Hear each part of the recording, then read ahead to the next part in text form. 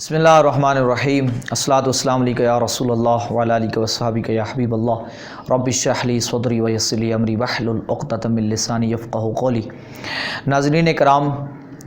آج ایک مسئلے کی طرف آپ کی توجہ مبذول کرانا چاہوں گا۔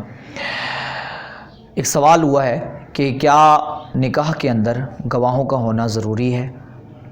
اور کئی لوگوں کا یہ نظریہ ہے کہ جی نکاح جو ہے وہ بغیر گواہوں کے بھی منعقد ہو جاتا ہے، گواہ جو ہیں وہ ضروری نہیں ہیں، نکاح جو ہے وہ بغیر گواہوں کے بھی منعقد ہو جائے گا۔ تو اس کے اوپر وہ کافی ساری گفتگو کرتے ہیں۔ تو تمام نوجوان نسل کی رہنمائی کے لیے میں آج آپ کے سامنے قرآن و حدیث کی روشنی میں اس پر تھوڑی سی وضاحت آپ کے سامنے رکھنے کی کوشش کروں گا، تاکہ کوئی بندہ آپ کو اس معاملے پر گمراہ نہ کر سکے، آپ کو اپنی منزل سے، اپنے صحیح رستے سے ہٹا نہ سکے، اور اس طریقے سے زنا اور نکاح کا جو فرق ہے اس کو ختم نہ کرا سکے۔ تو اس لیے میں اب ان لوگوں کی طرف تو توجہ نہیں کروں گا کہ کن کن لوگوں کا یہ نظریہ ہے اور کس کس قسم کے لوگ یہ بات کہتے ہیں۔ تو جب امید ہے میں آپ کے سامنے ایک مسئلے کی وضاحت کر دوں گا تو اس کے بعد کسی دوسرے بندے کی طرف جانے کی ہمیں ضرورت ہی نہیں ہے کہ وہ کیا کہہ رہا ہے۔ تو رسول اللہ کریم علیہ الصلوۃ والسلام کی جو ہے وہ حدیث پاک جو امام دار قطنی نے روایت کی ہے، اور امام دار قطنی کے اندر یہ حدیث پاک جو ہے وہ 3519 نمبر پہ موجود ہے کہ اس حدیث پاک کے راوی حضرت ابو سعید ہیں۔ وہ روایت کرتے ہیں، فرماتے ہیں لا نکاح الا بولی و شہود و مہر الا ما کان من النبی صلی اللہ علیہ وسلم، یعنی لا نکاح الا بشہود، جو نکاح ہے نا وہ گواہوں کے بغیر منعقد نہیں ہوتا۔ لا نکاح جو ہے وہ گواہوں کے بغیر بالکل منعقد نہیں ہوتا، اور اس کے اندر گواہوں کا ہونا ضروری ہے۔ لا نکاح کے لفظ ہیں حدیث پاک کے اندر، اور اس کو امام ابن حبان نے، یہ بہت بڑے محدث ہیں امام ابن حبان، انہوں نے اپنی صحیح ابن حبان کے اندر باب و ذکر نفی اجازت عقد النکاح بغیر ولی و شاہد عدل، یہ باب باندھا ہے، اور اس باب کے اندر وہ ایک حدیث پاک لے کے آئے جو حدیث نمبر 4075 ہے۔ اس کے اندر انہوں نے ایک حدیث پاک بیان کی ہے جس کی راوی سیدہ طیبہ طاہرہ عائشہ صدیقہ رضی اللہ تعالی عنہا ہیں۔ ان سے حضرت عروہ نے روایت کی ہے، اور ان سے امام زہری نے، اور امام زہری سے حضرت سلیمان بن موسیٰ نے، اور سلیمان بن موسیٰ سے ابن جریج نے، اور ابن جریج سے حفص بن غیاث نے، اور حفص بن غیاث سے یحییٰ بن سعید بن یحییٰ بن سعید الاموی نے، اور انہوں سے جو ہے عمر بن محمد الحمدانی نے یہ خبر روایت کی، اور عمر بن محمد الحمدانی سے جو ہے امام ابن حبان نے یہ حدیث نقل فرمائی ہے۔ تو سیدہ عائشہ صدیقہ رضی اللہ تعالی عنہا، یہ میں نے سند اس لیے آپ کے سامنے رکھی کہ اس سند کے اندر کسی قسم کا کوئی غبار نہیں ہے، یہ سند بالکل واضح اور صحیح ہے، اور اس سند کے اعتبار سے یہ حدیث بالکل صحیح ہے۔ تو اس کو امام ابن حبان نے، کہ جن کا سن وصال 354 ہجری ہے اور 280 ہجری میں آپ پیدا ہوئے، آپ نے یہ حدیث پاک حضرت عائشہ صدیقہ رضی اللہ تعالیٰ عنہ سے اپنی سند سے روایت کی، اور آپ فرماتے ہیں، حضرت عائشہ صدیقہ رضی اللہ تعالیٰ عنہ فرماتی ہیں ان رسول اللہ صلی اللہ علیہ وسلم قال، رسول اللہ کریم علیہ الصلاۃ والتسلیم نے ارشاد فرمایا لا نکاح الا بولی و شاہد عدل، نکاح جو ہے نا وہ بغیر ولی کے اور 2 عادل گواہوں کے منعقد نہیں ہوتا۔ عادل سے مراد یہ ہے کہ وہ فاسق نہ ہو۔ اس کی میں تھوڑی سی وضاحت انشاءاللہ آگے جا کے حدیث مکمل ہو جائے تو کر دیتا ہوں۔ نکاح جو ہے وہ بغیر ولی کے اور بغیر 2 گواہوں کے، عادل گواہوں کے، فاسق نہ ہو،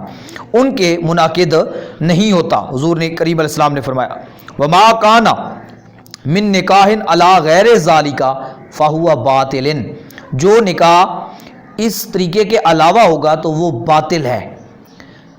فَإِن تَشَاجَرُوا، اگر آپس میں لوگ لڑیں تو فَالسُّلْطَانُ وَلِيٌّ مَّن لَّا وَلِيَّ لَهُ، تو سلطان جو وقت کا حاکم ہے، جو حاکم وقت ہے اسلامی حکومت کا، وہ ولی ہوگا جس کا کوئی ولی نہ ہو۔ یہ جو ولی کی بات ہے کہ یہ ولی کیا ہوتا ہے، اس کے اوپر انشاءاللہ میں علیحدہ ویڈیو میں گفتگو کروں گا کہ یہ ولی کی جو بات ہے یہ کیا ہے، یہ ولی کی جو شرط رکھی گئی ہے کہ ولی کے بغیر بھی نکاح نہیں ہوتا، یہ ولی کون ہوتا ہے، یہ کس کو کہتے ہیں، اس کی کیا ہے، یہ بھی ہماری کیونکہ زیر بحث نہیں ہے تو اس پہ علیحدہ گفتگو، کیونکہ گفتگو لمبی ہو جائے گی۔ جو ہمارا فی الحال کی موضوع ہے وہ ہے کہ گواہوں کے بغیر نکاح کا منعقد ہونا، یعنی جب لڑکا لڑکی راضی ہو جائیں، ایک دوسرے کو کہہ دیں کہ جی میں نے تو سے نکاح کیا، وہ کہے میں نے قبول کیا، میں نے تو سے شادی کی، وہ کہے، اور گواہ بھی کوئی نہ ہو وہاں پر، یعنی 2 گواہوں میں سے کم مردوں کا ہونا ضروری ہے، تو وہ نہ ہوں اور وہ اس طرح سے کم 2 ہوں، تو وہ 2 عادل ہوں، اور وہ موجود بھی نہیں ہے، کوئی بندہ بھی نہیں ہے، وہ آپس میں کر لیتے ہیں، تو اس طریقے سے نکاح منعقد ہو جائے گا۔ تو فی الحال اس پہ بات ہو رہی ہے کہ اس طرح سے نکاح منعقد نہیں ہوتا۔ یہ میں نے رسول اللہ کریم اسلام کی صحیح ابن حبان کی صحیح حدیث پڑھی ہے، اور امام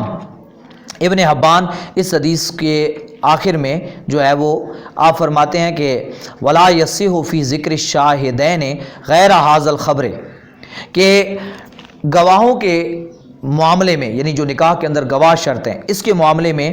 اس حدیث کے علاوہ کوئی اور حدیث صحیح موجود نہیں ہے۔ یہ ان کا اپنا نقطہ نظر ہے کہ مجھے اس کے علاوہ کوئی صحیح سند سے حدیث جو ہے وہ نہیں ملی، وگرنہ میں نے آپ کو امام دارقطنی کے حوالے سے یہ حدیث بیان کی ہے کہ لا نکاح الا بشہود، کہ نکاح جو ہے وہ گواہوں کے بغیر اور ولی کے بغیر، یہ جو میں نے ابھی حدیث پوری تفصیل سے پڑھی، وہ مہرن اور حکمار کے بغیر منعقد نہیں ہوتا، الا ما کان من النبی، مگر جو نبی کریم علیہ السلام کے خصائص میں سے ہے، خصوصیات میں سے ہے، کہ اللہ تعالیٰ نے حضور علیہ السلام کو کئی چیزوں میں شریعت کے اندر عام لوگوں سے استثناء عطا کیا ہے کہ آپ اگر وہ چیز کرنا چاہیں تو حضور علیہ السلام کو اس میں اجازت حاصل ہے، تو اس لحاظ سے اس کو استثناء کیا گیا کہ وہ اگر بغیر مہر کے بھی کوئی عورت حضور علیہ السلام پہ اپنے آپ کو پیش کرے تو وہ منعقد ہوگا، اس کے اندر شرط نہیں ہے۔ تو اسی طریقے سے جو یہاں پر ہے، لیکن بقیہ جتنے بھی لوگ ہیں ان کے اندر ولی کے بغیر، اس پہ انشاءاللہ میں نے کہا ہے بعد میں گفتگو کروں گا، اور شہود کا لفظ ہے کہ اس کے بغیر، اور یہ حدیث سے مشہور ہے، حدیث سے مشہور ہے، امام ابن حمام نے بھی اس پر بحث کی ہے، اور یہاں اس لحاظ سے انہوں نے تو اس کو حدیث مشہور کہا ہے، اور حدیث مشہور کے ساتھ کتاب اللہ کے اندر جو ہے وہ زیادتی بھی کتاب اللہ پر کی جا سکتی ہے۔ تو یہ ایک اصول فقہ کی بات ہے، اس پہ انشاءاللہ جو ہے وہ فقہ کے اعتبار سے گفتگو ہوتی ہے، تو آپ کیونکہ عوام کے سامنے گفتگو ہو رہی ہے تو اس لحاظ سے میں یہاں ان 2 حدیثوں کو سامنے رکھ کے جو میں نے آپ کے سامنے رکھی، اور ایک جو تیسری حدیث ہے جس کو امام ترمذی نے روایت کیا ہے، اور حضرت عبداللہ ابن عباس رضی اللہ تعالیٰ اس کے راوی ہیں، وہ فرماتے ہیں البغایا اللاتی ینکحن انفسہن بغیر بینہ۔ امام عبدالعالی نے جو ہے اس حدیث کو مرفوع، ٹھیک ہے جی، انہوں نے اس حدیث کو مرفوع حدیث کہا ہے، یعنی حضور علیہ السلام کا فرمان ہے، مرفوع حدیث کا مطلب ہوتا ہے، اور جو باقی ہے نا انہوں نے اس کو موقوف کہا ہے، یعنی یہ حضرت عبداللہ ابن عباس کا فرمان ہے۔ تو بہرحال حدیث مرفوع کے بارے میں بھی قول ہے، یہ حدیث مرفوع ہے یا حضرت عبداللہ ابن عباس کا، یعنی میں نے اس کی دونوں کی وضاحت کر دی ہے کہ اس حدیث پر جو گفتگو ہے یہ حدیث موقوف ہے۔ یہ ایک اصطلاحیں ہیں اصول حدیث کی، موقوف حدیث وہ ہوتی ہے جو صحابی پہ جا کے رک جاتی ہے، یعنی صحابی کا قول فعل جو ہوتا ہے یہ فرق کرنے کے لیے اس کو حدیث موقوف کہا جاتا ہے، اور حدیث مرفوع جو صحابی جو ہے وہ حضور علیہ السلام سے کہ قول و فعل و تقریر کو بیان کرے تو اس کو ہم حدیث مرفوع کہتے ہیں۔ تو انہوں نے کہا ہے کہ یہ حضور علیہ السلام سے حضرت عبداللہ ابن عباس نے روایت کی، یا حضرت عبداللہ ابن عباس نے فرمایا کہ البغایا اللاتی ینکحن انفسہن بغیر بینہ، بغایا کہتے ہیں یعنی وہ زانیہ عورتیں ہیں، فاحشہ عورتیں ہیں، وہ گندی عورتیں ہیں جو اپنا نکاح بغیر گواہوں کے کرتی ہیں، جو اپنا نکاح بغیر گواہوں کے کرتی ہیں، تو یعنی وہ بغایا ہیں اس کے اندر، یعنی زانیہ عورتوں میں اور وہ باغی عورتوں میں اور غیر محصنات میں وہ شامل ہو جائیں گی۔ تو اس لحاظ سے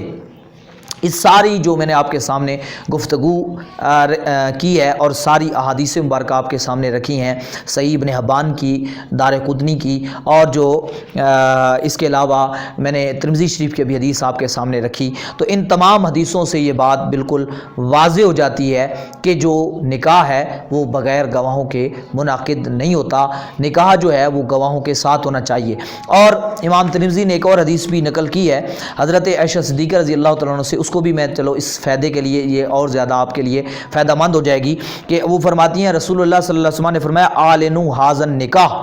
حضور نے فرمایا اس نکاح کو اعلانیہ کرو، وجعلوہ فی المساجد، اور اس کو مسجدوں میں کرو، وضربوا علیہ بالدفوف، اور کوشش کرو کہ اس پہ دف جو ہے وہ بجاؤ۔ تو اب یہاں اس دف کے بارے میں بھی جو ہے وہ علیحدہ گفتگو ہوگی تفصیلی کہ یہ دف کیا ہوتی ہے۔ آج کل جو ایک تماشا سا بنا دیا گیا ہے، ساری دنیا کی موسیقی جو ہے وہ حضور کی ثناخوانی کے اندر ڈال دی گئی ہے، تو وہ ایک علیحدہ چیز ہے، اس پہ علیحدہ گفتگو ہوگی کہ وہ دف کس قسم کی ہے۔ تو بہرحال جب مسجد میں ہو تو دف کا کیا مطلب ہے، مسجد سے بغیر جو ہے وہ دف، اور دف بھی وہ بغیر جو ہے وہ جو موسیقی کے فن ہے اس کے علاوہ سے وہ ساری دف ہوتی ہے، اس کی ساری ڈیٹیل ہمارے محدثین کرام نے فرمائی ہے، اس پہ علیحدہ گفتگو ہوگی۔ تو بہرحال یعنی کہنے اس حدیث کو پڑھنے کا مقصد یہ ہے، امام ترمذی نے اس حدیث پاک کو روایت کیا ہے، تو اب اس حدیث پاک کو سامنے رکھنے کا مقصد یہ ہے، اور امام علی قاری، محدث علی قاری رحمۃ اللہ علیہ نے کی شرح میں یہ بات فرمائی ہے کہ حضور علیہ الصلوۃ والسلام نے جو مسجد کی تخصیص فرمائی کہ مسجد میں نکاح کرو، ٹھیک ہے، وجعلوہ فی المساجد، یہ استحبابی فعل ہے، یہ وجوبی فعل نہیں ہے کہ مسجد ہی میں واجب ہے، بلکہ استحباباً، اس وجہ سے کہ مسجد کے اندر جو ہے وہ اعلانیہ ہوگا، یعنی اعلان ہو جائے گا، اس کے اندر سب لوگوں کو خبر ہو جائے گی کہ یہ نکاح ہو رہا ہے، ٹھیک ہے۔ اور دوسری بات کیا ہے، اعلنوا اعلانیہ، تو ہمارے نزدیک جب گواہ جو ہیں، دو گواہ موجود ہوں تو گویا کہ یہ اعلان ہے، یہ اشتہار ہے، تو یعنی اگر دو گواہ موجود ہیں تو سمجھے کہ یہ اعلانیہ ہے، اگر دو گواہ بھی موجود نہیں ہیں تو پھر یہ اعلانیہ نہیں ہے، پھر یہ خفیتاً ہے، پھر زنا اور نکاح میں کیا فرق رہ جائے گا۔ تو اس لیے اعلان یعنی اعلانیہ کرو، یعنی بالکل اعلانیہ، تو وہ تو فابیہ سبحان اللہ اس کے اندر۔ اور یہ گواہ جو ہیں، اب گواہ کے اندر جو فاسق کی بحث آئی کہ فاسق نہ ہو، فاسق یعنی جو اعلانیہ گناہ کرتے ہیں، جس طرح داڑھی منڈانا، نماز نہ پڑھنا، جماعت سے نماز نہ پڑھنا، جوا کھیلنا، شراب پینا، اس قسم کے گواہ نہیں ہونے چاہیے، گواہ فاسق ہونے چاہیے۔ لیکن البتہ اگر وہ گواہ وہاں پہ موجود اس قسم کے ہوں تو گواہ یعنی وہ بن جائیں گے، یعنی نکاح منعقد ہو جائے گا، البتہ اگر کہیں پر گواہی دینے کی باری آ گئی تو ان کی گواہی قبول نہیں کی جائے گی۔ تو یہ بھی، اور دوسری بات یہ ہے کہ یہ ضروری نہیں ہوتا کہ جو آپ دو گواہ نکاح کے اندر مختص کرتے ہیں، ہماری نکاح کے ٹائم میں کہتے ہیں کہ جی ہاں بھئی دلہن کی طرف سے جب وکالت لینے جاتے ہیں تو فلاں بندہ جو ہے وہ گواہ بنے گا، تو یہ ضروری نہیں کہ وہی مختص ہوں، جو بھی مجمع بیٹھا ہے اور جو آپ کی یعنی ایجاب و قبول کو سماعت کر رہے ہیں، تو جن کے کانوں تک آواز جا رہی ہے، وہ آپ کو دیکھ رہے ہیں، وہ الفاظ سمجھ رہے ہیں، تو وہ سارے ہی اس کے گواہ بن سکتے ہیں۔ یعنی ضروری نہیں کہ آپ مختص کریں کہ آپ ہی گواہ ہیں، اگر آپ نے کسی کو مختص کر دیا تو بھی وہ گواہ ہیں، نہیں بھی کیا تو وہ سارے جو سن رہے ہیں، جو بھی مجمع میں موجود ہیں، جو بھی سماعت کر رہے ہیں، وہ سارے گواہ بن جائیں گے۔ یعنی گواہی کے لیے ضروری نہیں کہ آپ کسی کو مختص کریں کہ آپ جی میرے گواہ ہیں، تو اگر یہ تو ایک ہماری رسم اور طریقہ کار ہے کہ ہم مختص کر دیتے ہیں، باقی جو ہے جتنے بھی مجمع میں حاضرین ہیں وہ سارے کے سارے جو سماعت کر رہے ہیں آپ کے ایجاب و قبول کے الفاظ کو اور سمجھ رہے ہیں، تو وہ نکاح کی محفل میں جو موجود ہیں اور سمجھ رہے ہیں اور حاضر ہیں اور آپ کی گفتگو سماعت کر رہے ہیں، تو وہ سارا مجمع جو ہے وہ سارے آپ کے گواہ ہیں۔ تو اگر ان میں عموماً یہ ہوتا ہے کہ اس مجمع میں جو ہے وہ سارے ہی فساق تو نہیں ہوتے، کثرت فساق تو ہے، آج کل فاسق زیادہ ہیں، لیکن ایسے لوگ بھی موجود ہوتے ہیں جو عادل ہیں، مثلا امام مسجد جو ہوتا ہے وہ خود بھی وہاں پہ موجود ہوتا ہے، تو اس لحاظ سے اور دیگر بھی کئی اس طرح کے لوگ جو ہیں شریعت کے جو موافق اعمال کرنے والے ہیں، عادل لوگ موجود ہوتے ہیں۔ تو بہرحال یہاں سے ایک بات اور بھی ہمیں پتہ چلی کہ نکاح کے اندر جو گواہ ہے، ہم دوستوں کو بنا لیتے ہیں، رشتہ داروں کو بنا لیتے ہیں، تو اس کی طرف توجہ دینے کی بجائے ہمیں گواہ جو ہے وہ کسی نیک اور عادل بندے کو گواہ بنانا چاہیے، تاکہ جب گواہی کا وقت آئے تو اس کی گواہی کو قبول بھی کیا جا سکے۔ اگر فاسق بھی ہوگا تو گواہ سے نکاح تو منعقد ہو جائے گا، یعنی گواہ ہونے چاہیے، گواہ کسی قسم کے بھی اگر ہو جائیں تو نکاح منعقد ہو جائے گا، لیکن عدل کی جو قید ہے کہ گواہی آگے قبول نہیں ہوگی۔ اگر گواہی کسی جگہ پہ جھگڑا ہو جائے، معاملہ بگڑ جائے، یعنی وہ لڑکی انکار کر دے کہ میں نے تو اجازت ہی نہیں دی تھی، تو گواہ کی گواہی سے سارا معاملہ ہوگا، یعنی شادی ہوئی نہیں، نکاح نہیں ہوا، اس طرح کے جھگڑے ہو جاتے ہیں، تو پھر وہ گواہی کے لیے گواہی کے قابل نہیں ہوگی شرعی طور پہ۔ تو اس لیے اس چیز کو بھی ملحوظ خاطر رکھیں۔ تو آج کی بات کا یہ خلاصہ ہمارے سامنے آ گیا کہ نکاح جو ہے وہ بغیر گواہوں کے منعقد نہیں ہوتا، ان کو حضور نے بغایا فرمایا ہے کہ وہ جو ہے باغیہ عورتیں ہیں، وہ زانیہ ہیں، وہ